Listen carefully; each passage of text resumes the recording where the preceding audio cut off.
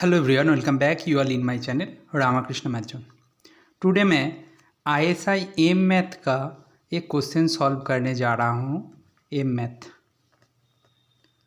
2022 का जो linear algebra से पूछा गया था। क्वेश्चन क्या है? क्वेश्चन बोला गया है ए 3x3 matrix with real entries है, ठीक है ना। देन पूछा गया है which of the following is not true in general. देखो, इनमें से कौन सा इन जनरल ट्रू नहीं होता, उसको आपको ढूंढना है, ठीक है ना। अभी देखो, एक एक करके ऑप्शन को डिस्कस करते हैं। सी ए इज डायगोनलाइजेबल, फर्स्ट जो ऑप्शन दिया है, ठीक है ना। अच्छा, मैं लिख लेता हूँ ए ऑप्शन के लिए।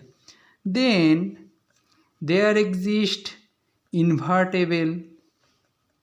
इन्वर्टेबल पी है ना, सच दैट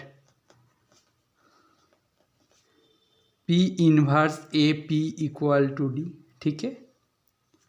ये क्या है? डायगोनल मैट्रिक्स है, ठीक है ना।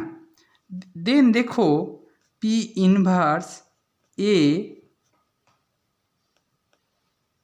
P into P inverse A P कर दूंगा तो क्या हो जाएगा? D into D. यहाँ से क्या हो जाएगा? P inverse A P inverse, invertible matrix है पी, डी स्क्वायर। यहाँ से क्या आ जाएगा? पी इन्वर्स ए, ये क्या हो जाएगा? ये आइडेंटिटी बन जाएगा, राइट। ये आइडेंटिटी बन जाएगा तो आपका ये ए स्क्वायर पी हो जाएगा इक्वल टू डी स्क्वायर। भाई डी डायगोनल था तो डी स्क्वायर भी तो डायगोनल होंगे ना। इसका मतलब A square is diagonalizable. Option A क्या दिया था? If A is diagonalizable then A square is diagonalizable. देखो, ये मैं प्रूव करके दिखाया हूँ, आपका कोई ज़रूरत है नहीं, ठीक है ना। एग्जाम हॉल में तो आप जल्दी से कर दोगे, ठीक है।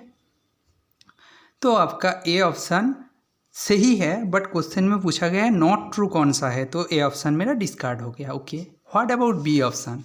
ए स्क्वायर डायगोनलाइजेबल होगा तो ए डायगोनलाइजेबल है कि नहीं। देखो, आपको इतना तो नॉलेज है, ठीक है ना, कि जैसे ए का रैंक से ए स्क्वायर का रैंक ऑलवेज लेस देन और इक्वल टू होता है ना। मतलब ए स्क्वायर का रैंक कम होगा और इक्वल टू ए होगा ना, इतना कॉन्सेप्ट पता है। उसको दिमाग में रखते हुए मैं ए मैट्रिक्स को ऐसे चूज़ किया हूँ 0 1 0 0 0 0 0 0 0। देयरफॉर आप ए स्क्वायर करके देखो, ए स्क्वायर क्या है? जीरो मैट्रिक्स होगा, 0 3x3 मैट्रिक्स। समझ में आया होगा ना, क्लियरली दिख रहा है, ठीक है ना। देन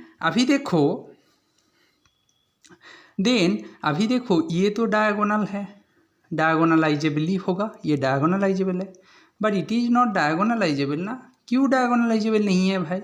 इनका आइगन वैल्यू क्या है? 0 है। उनके लिए एल्जेब्राइक मल्टीप्लिसिटी तो 3 है, बट जियोमेट्रिक मल्टीप्लिसिटी कितना होंगे? 2 होंगे। That is not equal to 3, not equal to algebraic multiplicity. समझ में आया?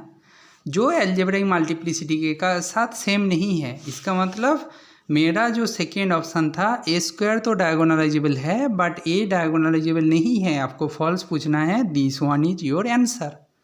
तो ये आंसर तो हो गया, बट सी डी ऑप्शन को भी देख लेते हैं। देखो, यहाँ पे बोला गया है there exist a polynomial P of degree 3 such that P equal to 0। भाई सी ऑप्शन के लिए ए इन M3R ना, इसका मतलब कैरेक्टरिस्टिक इक्वेशन होगा ना इनके लिए कुछ, ax² plus bx plus c equal to 0 type का होगा। इसको मैं px नाम दे देता हूँ। अच्छा, कैली हैमिल्टन थ्योरम क्या बोलते हैं? कैली हैमिल्टन क्या बोलते हैं? एवरी स्क्वायर मैट्रिक्स, मैं लिख देता हूँ, एवरी स्क्वायर मैट्रिक्स